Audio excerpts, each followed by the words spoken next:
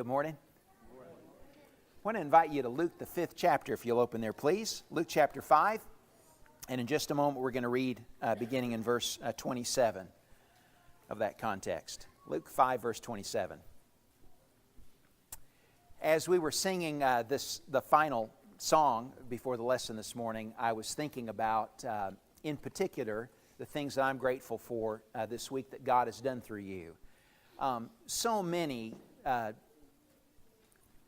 great works of service have happened over the course of the last week that are, a few of which we have, a number of us have participated in together, but I know that doesn't even touch the hem of all of the things that are also going on in your individual lives or things that you've done collaboratively with someone else. I think about the Work Release Bible study last Sunday night, or the study at the Fellowship House on Tuesday night, of the folks that were touched Friday night, the moms and their children at First Light, who were all blessed by, and those that serve, blessed by participating with them in a meal together Friday night. I think about what was done yesterday in serving families in the Leeds community who just doing their laundry, and the brethren here that either participated in funding what was done for that yesterday,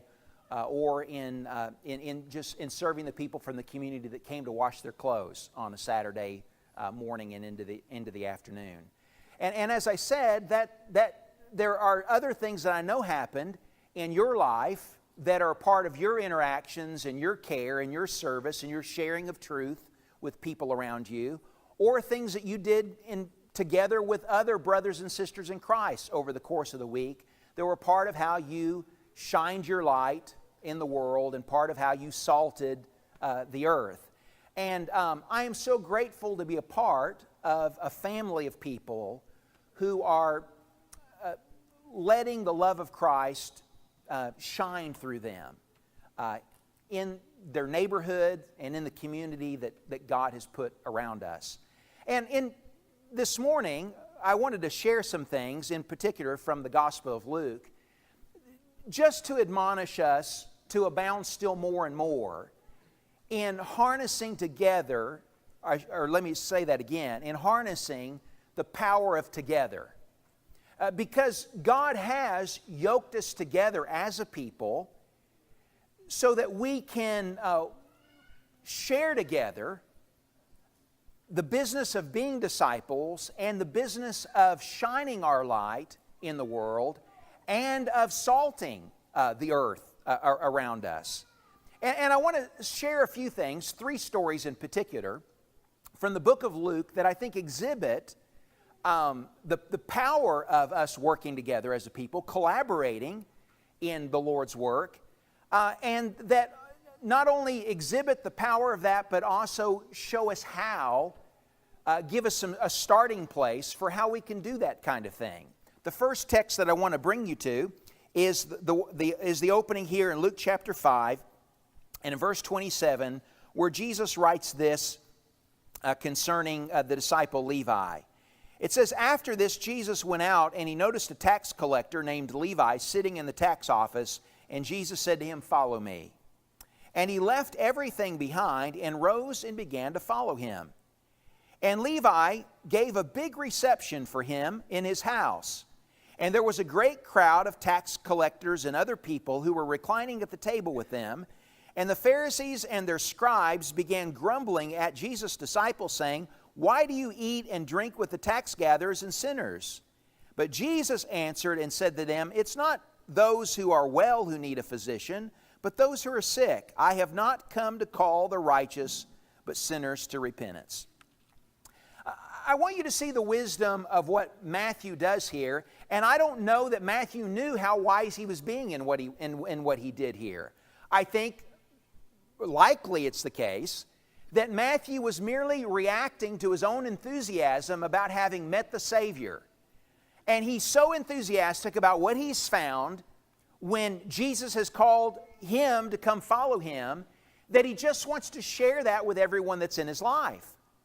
And so after Jesus calls him to leave his tax collecting and to come follow him, Levi hosts a reception in his house, and he invites all of his tax-collecting friends and all the sinners that he knows to come to a banquet and that he's hosting for Jesus, and he invites Jesus there so that his friends and his peers that are in the same kind of business can all have some kind of encounter with Jesus and others that are followers of him.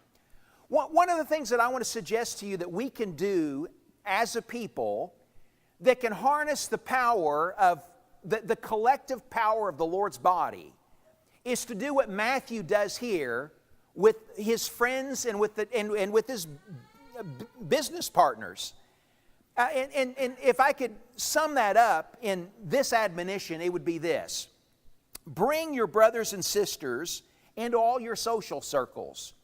Bring your brothers and your sisters into all your social circles. One of the things that I'm afraid that we sometimes do in our lives is that everything's compartmentalized, because we have the neighborhood that we live in, and we go to work and we work with a certain group of people, and we have hobbies, and so we do our hobbies with a certain group of people, and we have our family, and we've got our brothers and sisters, and those worlds don't meet. So I come and I worship with you and I gather with you and we're connected together here, but you don't know the other people in my life. You don't know the people in my neighborhood. You don't know my family. You don't know my coworkers. You don't know the people that I hang out with and enjoy my hobbies with. And I just want you, could you mourn with me a little bit over the tragedy of that?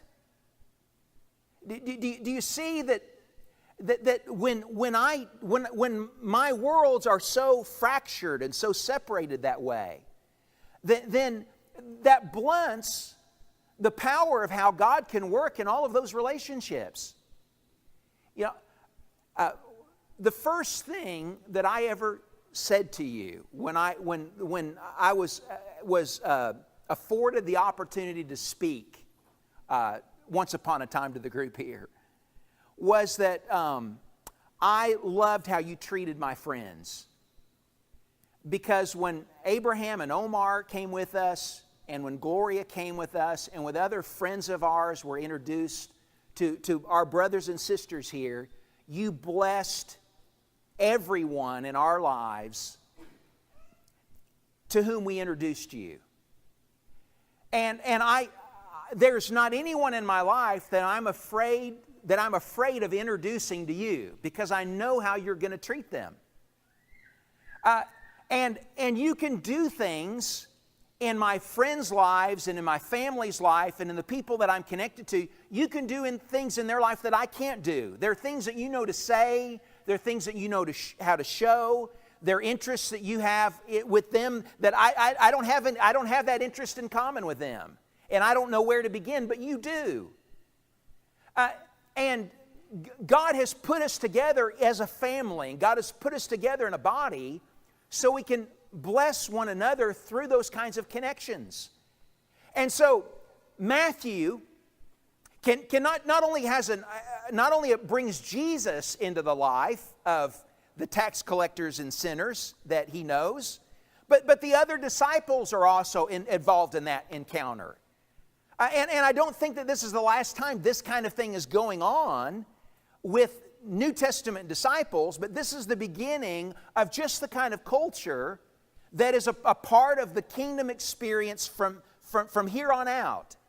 And I just think it's so valuable for us as a people to leverage that as well, so that we bring our brothers and sisters into all of our social circles. And that can happen just by having a friends and followers night at your house. I mean, just inviting some folks over for dinner, or taking or going to eat someplace together, or having a game night or something like that, or doing something together with your kids and your friends' kids and your brothers and sisters' kids. Just creating ways that we can put them together in the same place. Now, there are some obstacles that I jotted down that are that can become impediments to that kind of thing. First of all, we just don't think about it. We just don't think about the fact that our worlds are separated, and we don't purpose to bring our brothers and sisters into the lives of the other people that are in our world. Well, think about it. That's the point of the admonition this morning. Think about that. Think about how you can connect your brothers and sisters to the other people that are in your life. Secondly, we worry about it, and that becomes an obstacle as well. We worry that if I bring my brothers and sisters to my house and I invite some of the sinners in my life to come, then somebody might get uncomfortable.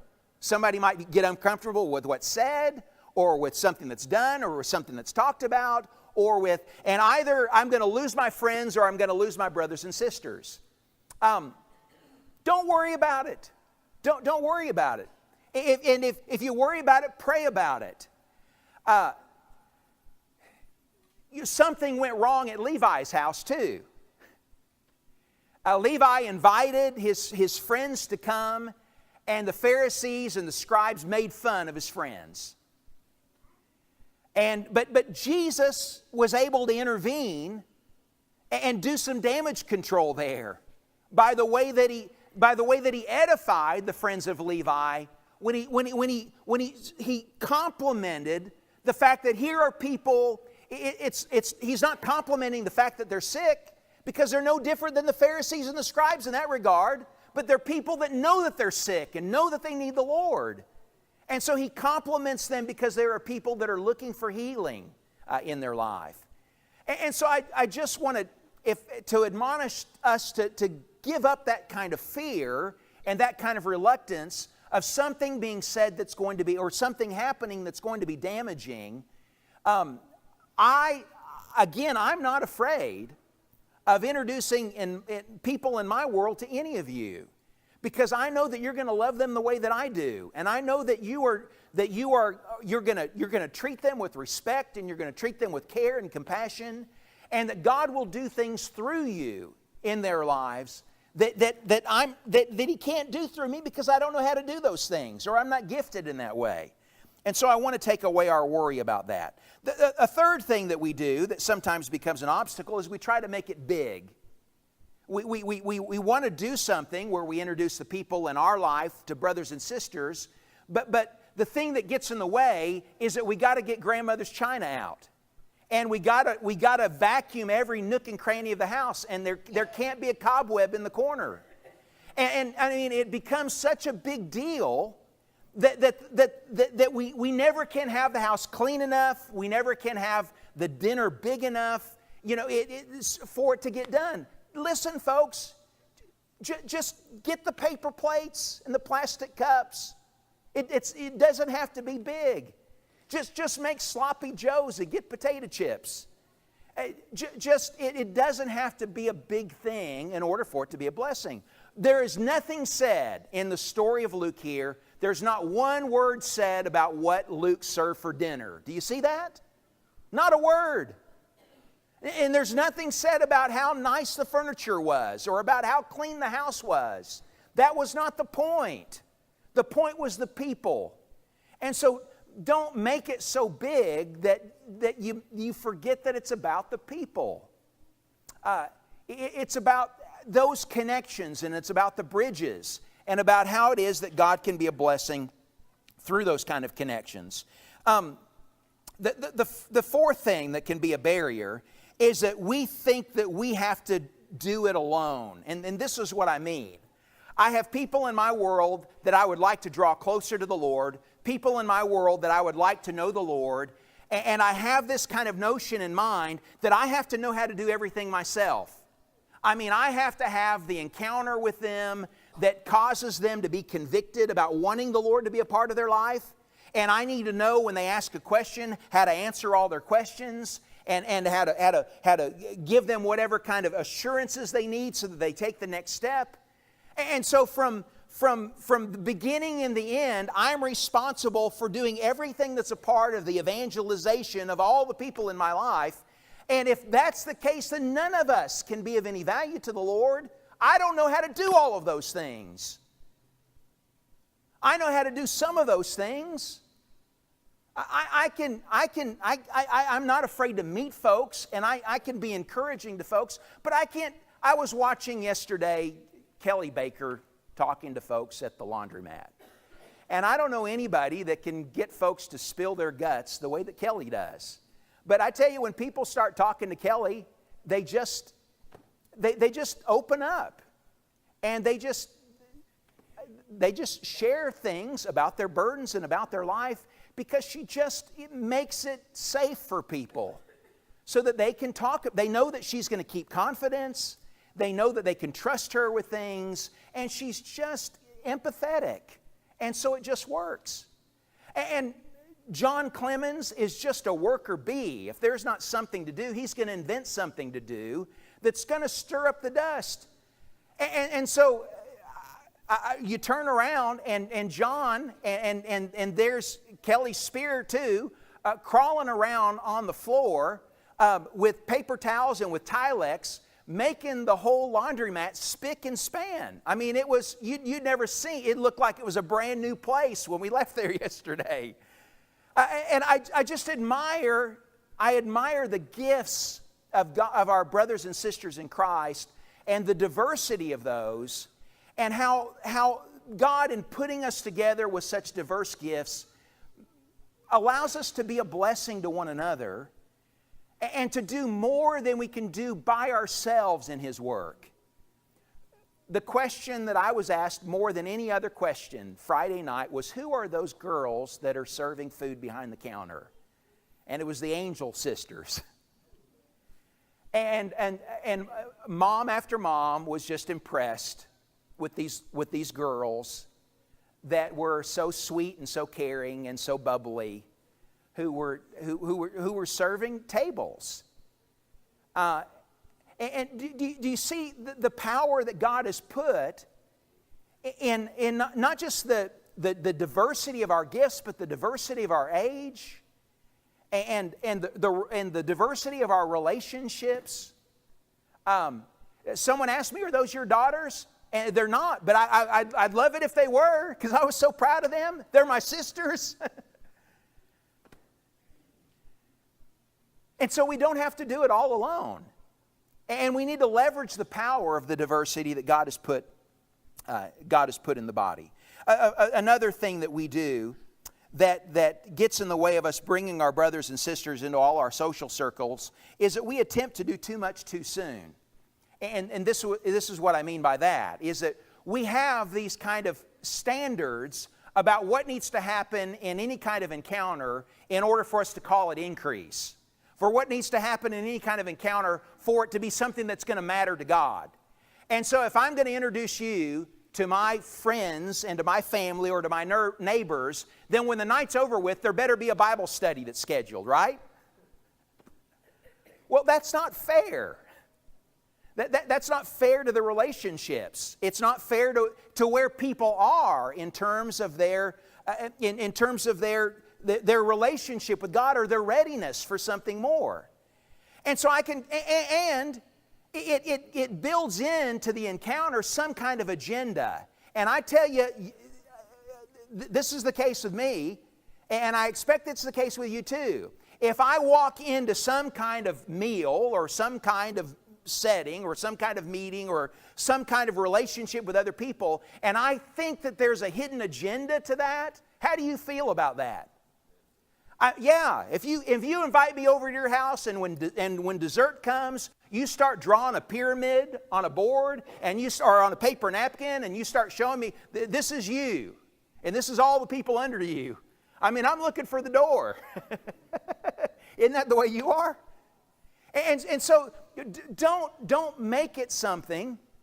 Don't make it something that has some kind of where there has to be some kind of agenda.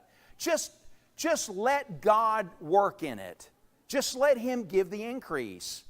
And just sow indiscriminately. Because you just don't know. You don't know where the good soil is going to be. And so if we sow indiscriminately, then God will bless it. God will give the increase. That's the picture of the parable, is it not? And so don't try to do too much too soon. Go, if you would, to Luke chapter 9. Luke chapter 9. And read with me, if you would, beginning in verse 12 of that context. Luke chapter 9 and verse 12. It says, "And the day began to decline, and the 12 came to Jesus, and they said to him, 'Send the multitude away, that they may go into the surrounding villages and countryside, and find lodging and get something to eat, for we're in a desolate place.'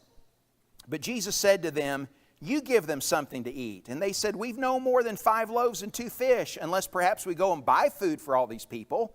For there were about 5,000 men. And Jesus said to them, 'Have them recline to eat in groups of about 50 each.' And they did so, and had them recline. And they took the 5 loaves and the 2 fish, and looking up to heaven, he blessed them and broke them, and kept giving them to the disciples to set before the multitudes. And they all ate and were satisfied. And the broken pieces which they had left over were picked up, 12 baskets full." 12 baskets full. One of the strategies that we can employ in order to harness the power of together, as we've already said, is that we can bring our brothers and sisters into our social circles. A second thing that Jesus illustrates here is that we can all pitch in and go fill somebody. We can all pitch in and go fill somebody. One way that we can harness together is just to unite our resources. And it doesn't have to be everybody's resources, but I mean, you can get you and somebody else and go do something to show care for somebody. Go do something to serve somebody. And there's great power in just the, I wasn't expecting that. Just in the, I can't believe you did that for me kind of kindness that you can show other people in your world. And that is the power of what Jesus does here. He is teaching His disciples to have hearts that care for other people and that sow kindness into their lives, that sow care into their lives. And I want you to appreciate the power of the fact that the 12 are doing that together. Jesus is building in the 12 disciples who will become the 12 apostles this heart for caring and for showing compassion to people. And that is going to become a kernel that is going to grow and that is going to thrive in the hearts of all the people that they can convert, so that they are a part of a community that shows such care and shows such compassion, and that works together in doing that for other people. Now, here are the things that get in the way of that. They're the same things that get in the way of the disciples here and that pose a potential barrier to them. I want you to see that in verse 10, they were busy. And when the apostles returned, they gave an account to him of all that they had done. They just got back from a missionary tour around Galilee and the surrounding regions. And so they're busy. And not only are they busy, but they're also tired. It says in verse 12 that the day began to decline, and the 12 came, and they say, "Send the multitudes home." They're tired.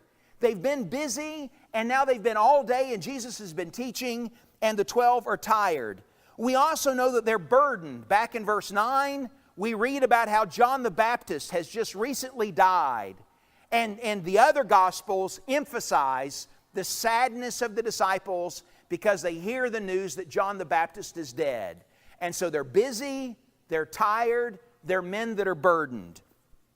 If you would, look at verse 13 and notice the fact that the disciples also speak of their limitations. He said to them, "You give them something to eat." And they said, "We have no more than 5 loaves and 2 fish, unless perhaps we go and buy food for all these people." And so they say our resources are limited.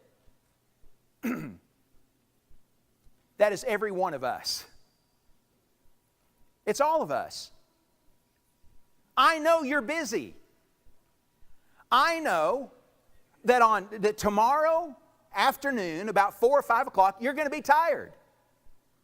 I know that you're burdened. I know that there are things that are troubles in your life. There may be health issues, there may be family issues, there may be work issues, but all of us have things that are burdens. I know all of us have some limitation of resources, the same way that the 12 did here. And so we are busy, we're tired, we're burdened, we're limited. And the message from this story, do it anyway. Do it anyway. Find a way to make it fit. If I wait until I'm not busy, if I wait until I'm not tired, if I wait until I'm not burdened, if I wait until I have no limitation of resources, I'll never do anything for the Lord. Because I'm always going to have that experience. And that is going to be from now on the experience of the 12. They are always going to be experiencing that. And so Jesus is teaching them that they need to learn to just sow as they go. That you don't have to wait for some kind of special day or for some it's appropriate to carve out some time and to allocate a day or to allocate some resources. But you can build in service into just what you do as you walk. What you can sow as you go. And the disciples are learning that here. Here are people that are hungry. Here's a need that's right before them. And so, fill the people. And when they fill the people, the Lord fills them. When they serve the people, then they find that the Lord blesses what it is that they do. And so I just want to admonish us to see that there is an abundance of need all around us all the time. You know people in your life that are hurting that can be served. And so serve. And when you do, you'll serve together. Leverage the blessing of your brothers and sisters who can share in that. And when you do, you'll find the Lord giving increase. You'll find the Lord giving increase to that. If we just learn to fit it into our world. And it's possible to do that. If we don't make it too big again. Get the paper plates, get the plastic cups. And don't make it something that's bigger than you can do. I was nervous about going to the laundromat yesterday about whether or not there'd be enough quarters. So I went to Regions this week, and I wanted to make sure I was going to have all the quarters that I needed. And when I went up to the counter and I told the lady how many I wanted, she said, "What are you doing? Are you going gambling?" And just about that time, Jason Carpenter came through the drive-thru, in the window behind her.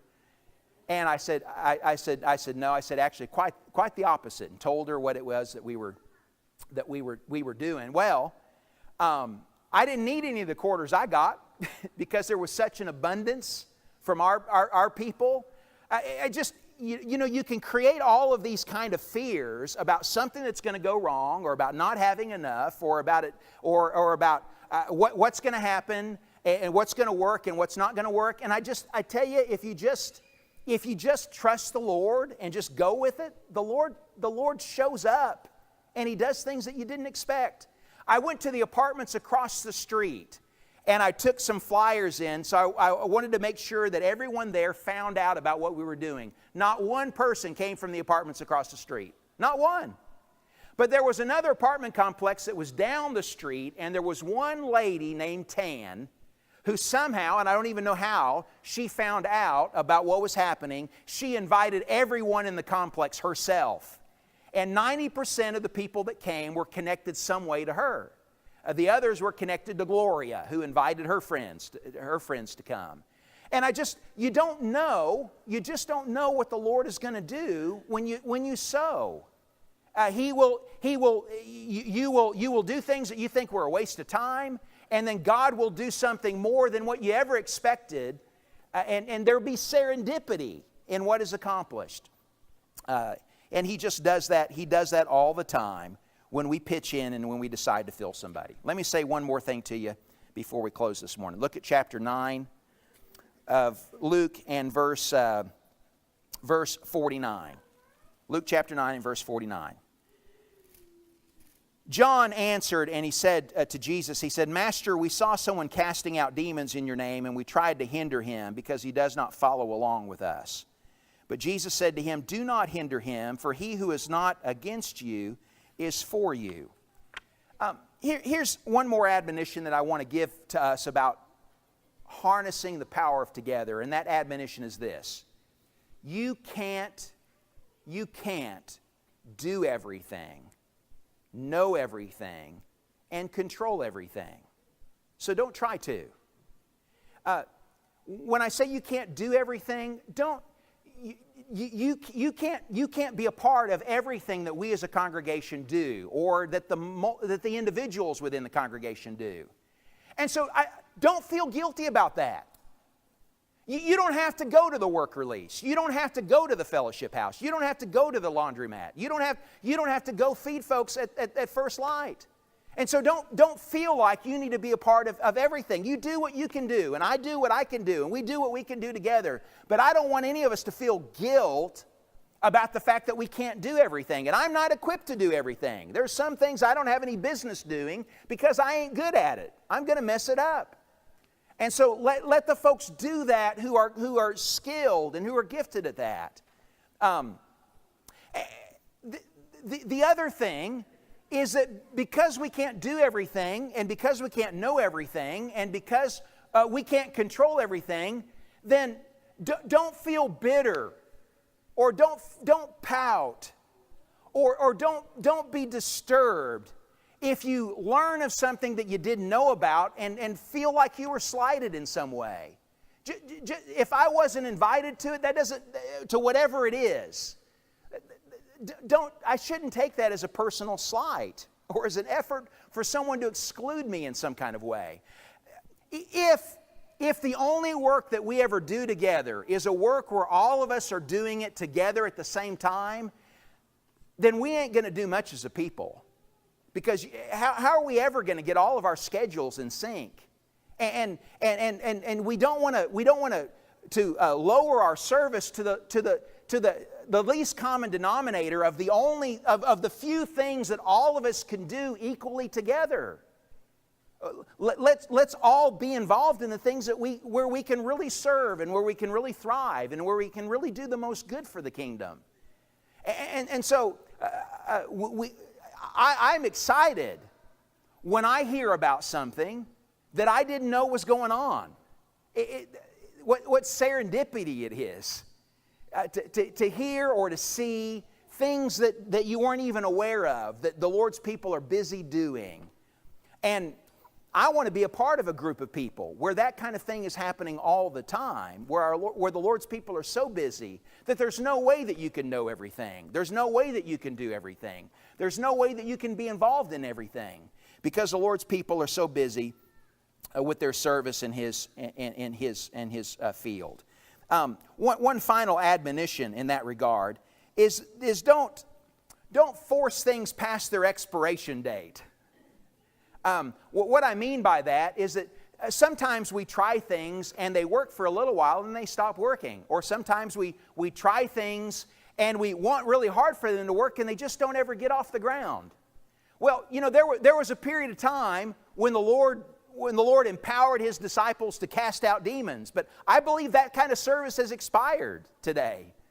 I think washing feet is something that worked well in the first century, but people are going to look at me weird if I want to wash their feet today. And there might be a time when washing their clothes expires too. But I just want to say to you that sometimes we can have great expectations for something that we're doing, and sometimes it may just not work any longer, or it might work once, but it's not going to work a second time. And don't be disturbed by that. Just look for something else we can do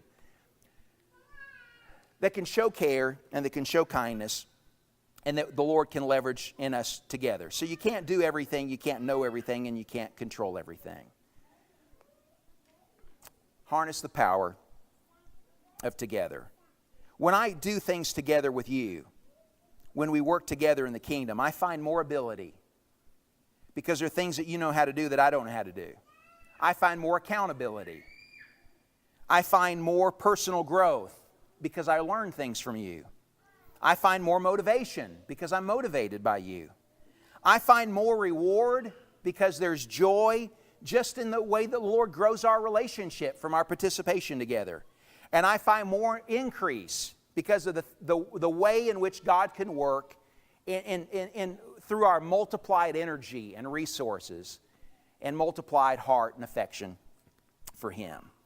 And so let's harness, as God's people, the power of together, the way that Jesus modeled, the way the 12 modeled, and the way that He purposed for us to do by putting us in the body, by putting us in the kingdom, by giving us these wonderful connections through which He grows us and through which He employs us and equips us for His service. You need the power of together